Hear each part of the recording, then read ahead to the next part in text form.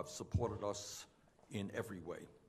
When we started this campaign, as most of you know, we were considered to be a fringe candidacy. We started with no campaign organization. We started with no money. We started with very little name recognition outside of my own state of Vermont. In national polls, we were trailing Secretary Clinton by at least 60 points, and in some cases a little bit more.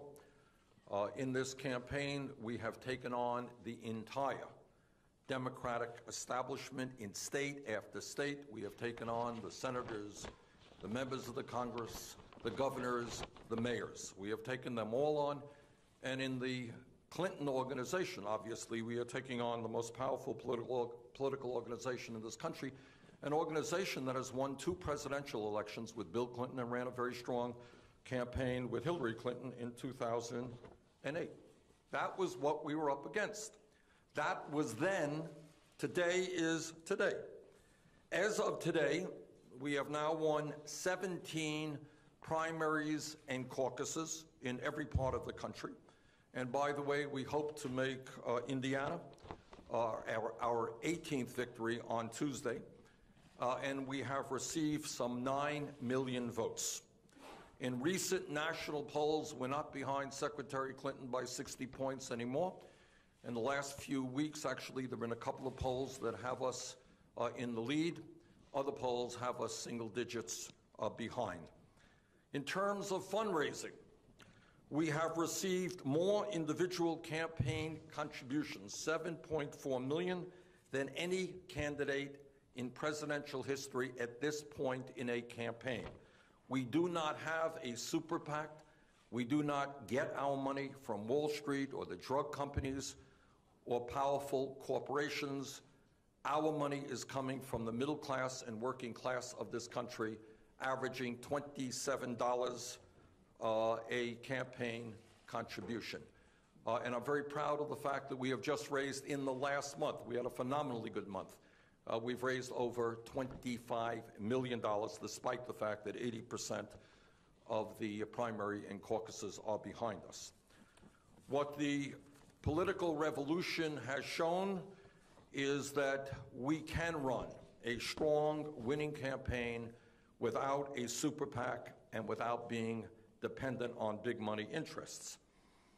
As of today, and I don't know if anyone else has done it, maybe they have, maybe they haven't, I don't know that, but we have brought out over 1.1 million people to our rallies from Maine to California, and that number will go up very significantly because we intend to have a number of major rallies in the state of California.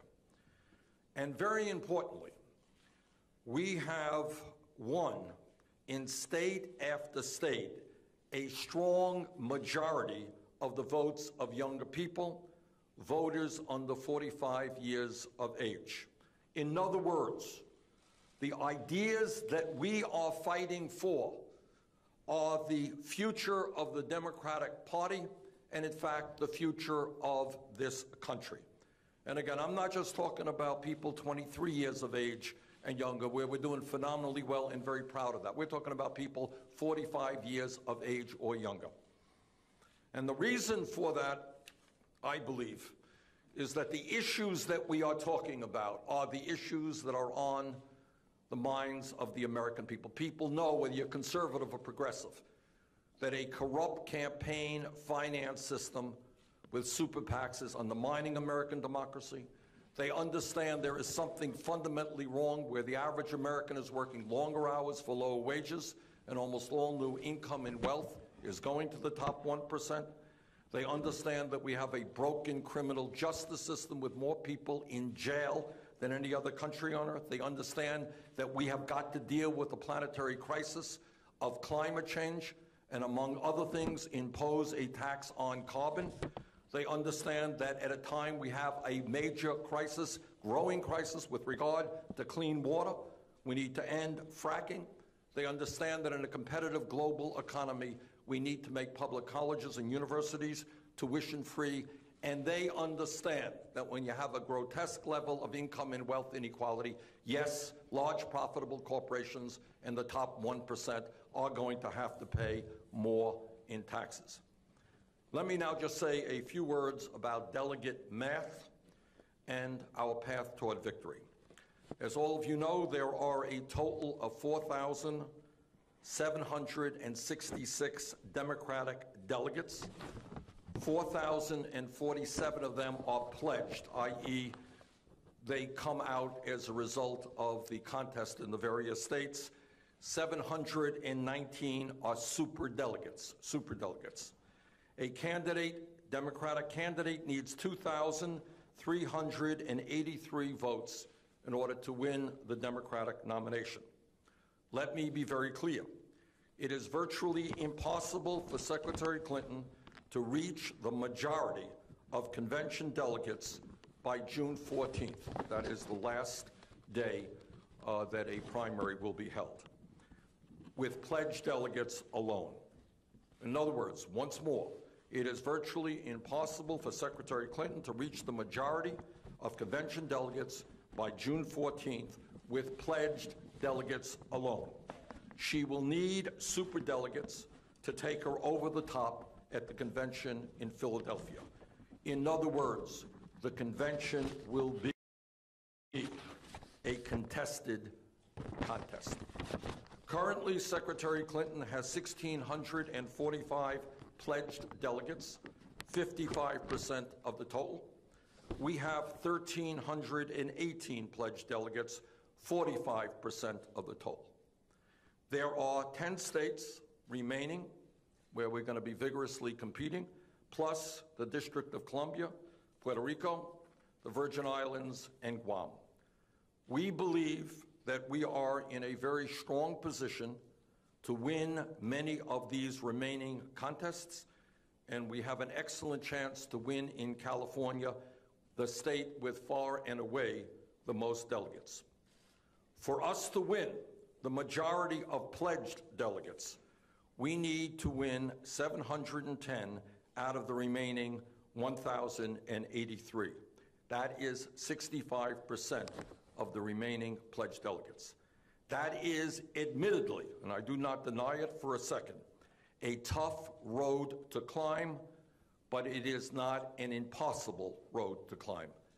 And we intend to fight for every vote in front of us and for every delegate remaining. In terms of superdelegates, I would like to just say the following.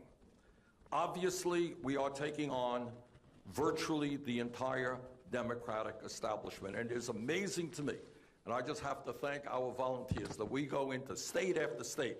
You got the senators, you got the governor, and you got the mayors. All of them know how to get out the vote.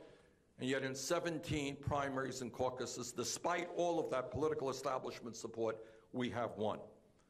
Now, of the 719 superdelegates, many of those delegates committed themselves to Secretary Clinton even before we got into this campaign. In other words, way back then, she was the anointed candidate. And they said, we're with Hillary Clinton.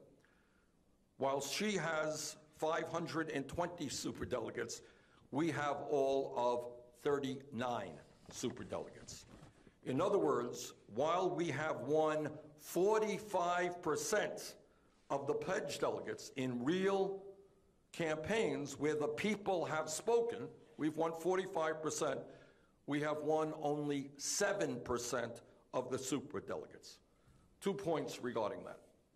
First, those superdelegates in states where either candidate, Secretary Clinton or myself, has won a landslide victory, those superdelegates ought to seriously reflect on whether they should cast their superdelegate vote in line with the wishes of the people of their states. And let me just give you an example of what I mean by that. In the state of Washington, we won that caucus with almost 73% of this vote, of the vote there. 73% of the vote. In anybody's definition, that is a massive landslide. But at this point, Secretary Clinton has 10 superdelegates from the state of Washington. We have 0. I would ask the superdelegates from the state of Washington to respect the wishes of the people in their state and the votes they have cast. In Minnesota, we won the caucus there with 61% of the vote. Hillary Clinton has 11 superdelegates. We have 3. In Colorado, we won that state with 59% of the vote. Pretty strong margin. Secretary Clinton has 10 superdelegates. We have 0. In New Hampshire, we won that state with more than 60% of the vote. Secretary Clinton has 6 superdelegates. We have 0. And that pattern continues in other states where we have won landslide victories. I would hope very much that the superdelegates from those states where we have won with big margins, or in fact where Secretary Clinton has won with big margins, to respect the wishes of the people of those states and vote in line with how the people of that state voted. Secondly, and extremely importantly, Secretary Clinton and I obviously have many differences of opinion on some of the most important issues facing our country. We disagree on trade policy, on breaking up Wall Street banks. We disagree on the minimum wage. I want to raise it to $15 an hour. She wants to raise it to $12 an hour. We disagree on whether or not we should impose a tax on carbon to deal with the crisis of climate change. I believe we should. We disagree about the extent to which the wealthy and profitable multinational corporations should be asked to pay their fair share of taxes. We disagree on fracking. I believe we have got to end fracking in this country. We disagree on a number of other issues. But where Secretary Clinton and I strongly agree, and where every delegate to the Democratic Convention strongly agrees, is that it would be a disaster for this country if Donald Trump or some other right-wing Republican were to become President of the United States. Therefore, in my view, it is incumbent upon every superdelegate to take a hard and objective look at which candidate stands the better chance of defeating Donald Trump and other Republican candidates. And in that regard, I think the evidence is extremely clear that I would be the stronger candidate to defeat Trump or any other Republican. And this is not just on the subjective opinion of Bernie Sanders. I'm not here just to tell you this is what I think, this is what I believe. I think this is really what the objective evidence tells us. And this is based on virtually every national and state poll done in the last several months. Now, I know that polls go up and down, but when you have poll after poll after poll nationally saying that Sanders can defeat Trump by in some cases, much greater margin than Clinton can, I think it is worth paying attention to that. In a Morning Consult survey, we beat Trump by 16 points. She beats him by 7. These are very recent polls. In an IBD poll, we beat Trump by 12. She beats him by 7. The USA Today poll, we beat Trump by 15. She beats him by 11. A George Washington University poll, we beat him by 10. She beat him by 3. Fox News has us beating Trump by 14. She beats him by 7. But it is not just national polls. Everybody knows that at a general election in the United States, you win the electoral vote taking place in 50 states in this country. And if you look at virtually every battleground state, in Arizona, in Michigan, in Missouri, in New Hampshire, in North Carolina, and in many other states which are up for grabs, maybe won by the Democratic candidate, maybe won by the Republican candidate, in every one of those states, we defeat Trump by larger margins than she does. Further, equally important, What recent elections tell us is that when the voter turnout is high, when people come out in large numbers, Democrats and progressives win. People are excited. They come out. Young people come out. Working class people come out. People don't always vote come out. Democrats win. On the other hand, Republicans win elections when the voter turnout is low, and that is exactly what we saw in the last national election in 2014, when 63% of the American people didn't vote. There is little doubt in my mind that the energy and the excitement in this campaign is with the work we have done.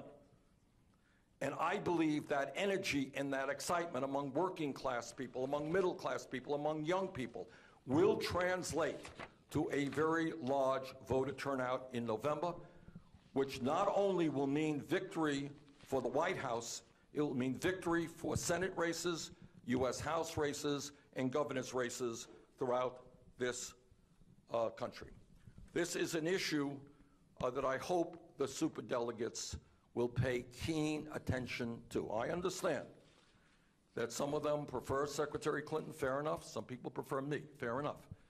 But at the end of the day, what every person in Philadelphia who goes to that convention understands, that we must have the strongest candidate to defeat Trump or another Republican, and I think the objective evidence is that I am that candidate. Thanks very much. Let me start. We'll take a few questions. We're off to Indiana in a few minutes, but let me start with Lisa Lera from AP. Lisa, you here?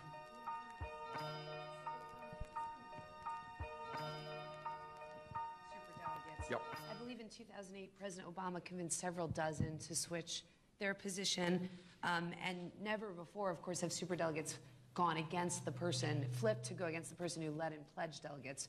So how realistic is this pathway? Lisa, as I've said, and let me say it again, we have an uphill climb. No question about it. It is not going to be easy, and nothing I'm telling you today suggests this is going to be an easy fight. But I think you're going to have, again, we don't know what's going to happen in Indiana on Tuesday. We don't know what's going to happen in the 9 other states. We don't know what's going to happen in the 4 other elections. But let me put this into your mind. What happens if we do really, really well in the remaining 10 states? And what happens if the polls continue to show that Bernie Sanders is the strongest candidate against Donald Trump? Do I believe that there will be some superdelegates? How many? Nobody can tell you. That there will be some duplicate delegates who say, you know, I came on the Clinton campaign even before Sanders got in, you know, but I want to rethink this. Because what is most important is beating Donald Trump. If, and that's an if, I admit, but if that scenario plays out, yeah, I do think you're going to have a lot of superdelegates who say, you know what's most important? It is most important that we defeat Donald Trump in November. John Wagner here. John, did you have a question?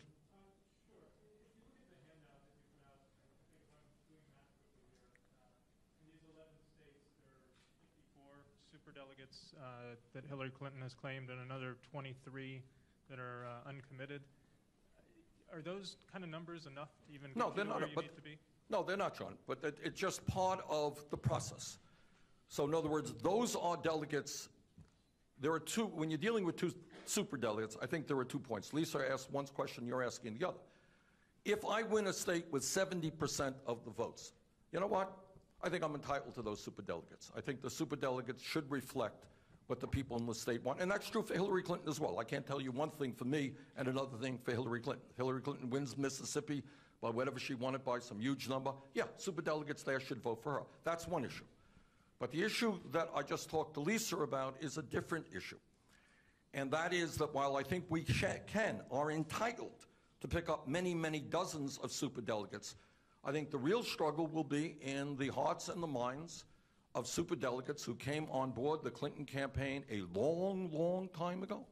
And they are going to have to go into their hearts, and they are going to have to ask themselves, do they want the second strongest candidate to run against Trump, or do they want the strongest candidate?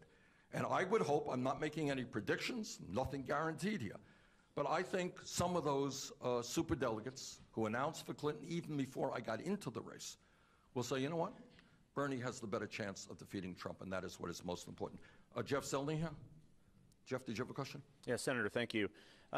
Donald Trump said this morning on Fox News Sunday that he is intrigued by some of your message that you have used to take on Secretary Clinton, and he plans to use that message as sound bites and as arguments. Going forward, as you continue through the rest of this, do you plan to change any of your tone? And do you believe that you are contributing to his campaign by helping him advance this argument against Secretary Clinton? I want to congratulate Donald Trump, who has managed to manipulate the media in an unprecedented way. Every word he says is 3 hours on CNN or some other station. No, the Republican Party and Trump have the resources to do all the opposition research they want on Secretary Clinton. They don't need Bernie Sanders' critiques of the secretary. And as I've said before, when you look at a Donald Trump who wants to give hundreds of billions of dollars in tax breaks to the top 0.2%, a man who, despite all of the scientific evidence, thinks that climate change is a hoax, a man who thinks we should not raise the starvation wage, minimum wage of $7.25 an hour. I think in the general election, no matter who runs against him, this guy will not be a strong candidate. Now, I know, and you should know, what Trump is trying to do. He's trying to appeal. But he's saying that it's your voice, Senator. He's saying it's your voice. You as her rival is helping him make that argument. It's not the research. It's the fact that you are saying that about her. I think that's nonsense, and I'm glad to see that he manages to get through to some media making that point. What is a campaign about? A campaign is supposed to be about not just political gossip. It's actually supposed to be about differentiating the points of view that candidates have. Secretary Clinton and I have different points of view on a number of issues. And I have tried my hardest to run an issue-oriented campaign, explaining to the American people the differences that we have. Now, I may be old-fashioned, but that's kind of what I think democracy is supposed to be about.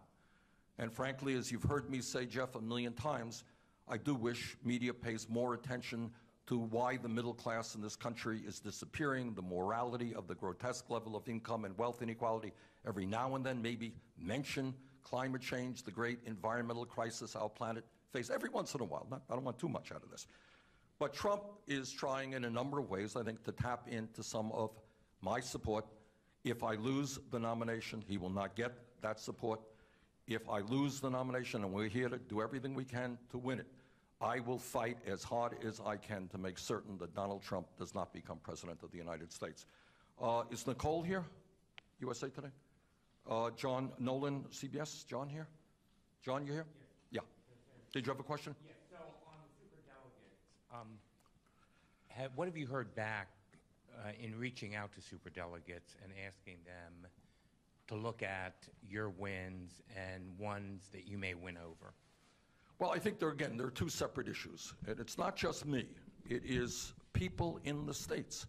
If you live in Colorado, if you live in some of the other states, Minnesota, where we have won landslide victories, I think the superdelegates are hearing from the people in their own state saying, hey, you know what, how about representing the people of our state, whether it's Colorado, Minnesota, or whatever state it may be. And we have got to begin the conversation with many of the superdelegates who signed on with Secretary Clinton very early on. And if I think the objective evidence, and we will see, we still have time to go. We got to go through June 14th. But I think that if the evidence is there, that we are by far the stronger candidate, I'm confident that we will win some of those folks over. Dan Roberts, Guardian. Dan here? Yes. Hey, Dan.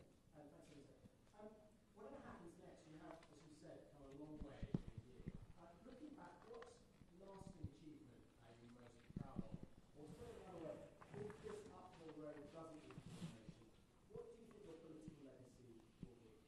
Not into legacy, Dan. Right now, in the next month and a half, we're fighting to win every delegate that we can. I hope my legacy will be that I was a very good president of the United States. Mary Alice here? Where are you, Mary? There you are. Thank you, Senator. If you do not secure the majority of pledged delegates, do you still believe that superdelegates should switch and back you, in essence, Yeah. rejecting the opinion of the voters? Yeah, well, you know, it's a funny thing. Right now, you have state after state where we have won landslide victories, and there are superdelegates who are saying, we don't have to listen to the people. We'll vote for Hillary Clinton. I think at the end of the day, what superdelegates are going to have to consider, and by the way, I hope, it's a steep hill to climb, I hope that we will win the pledged delegates. But at the end of the day, the responsibility that superdelegates have is to decide what is best for this country and what is best for the Democratic Party. And if those superdelegates conclude that Bernie Sanders is the best candidate, the strongest candidate to defeat Trump and anybody else, yes, I would very much welcome their support. Danny Freeman, NBC. Danny? Hey, Danny.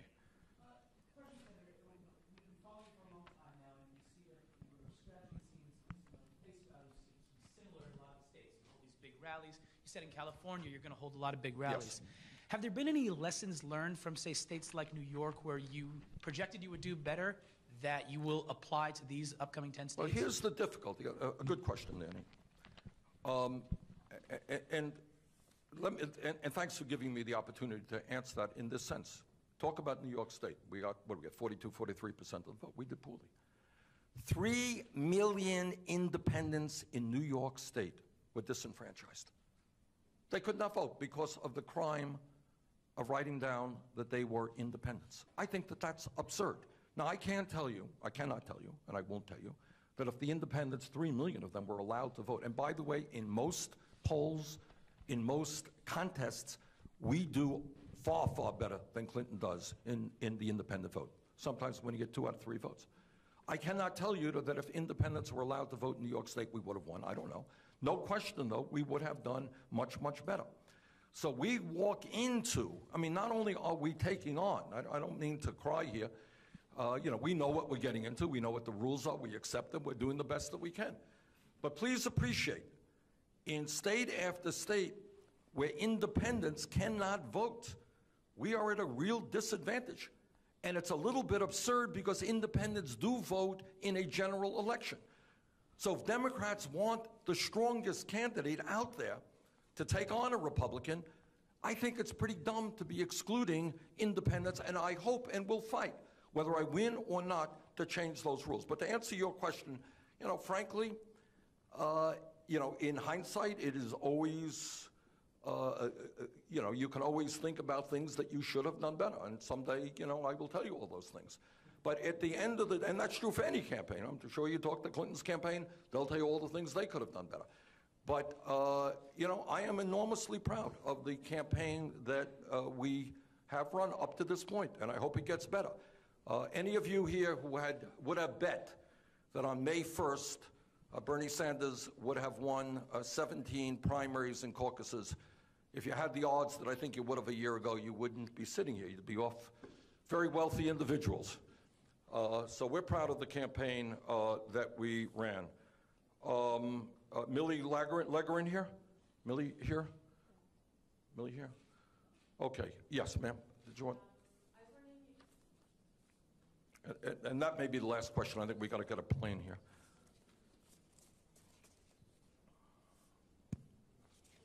A little bit more about what Clinton said about reaching out to Sanders supporters. Pardon me?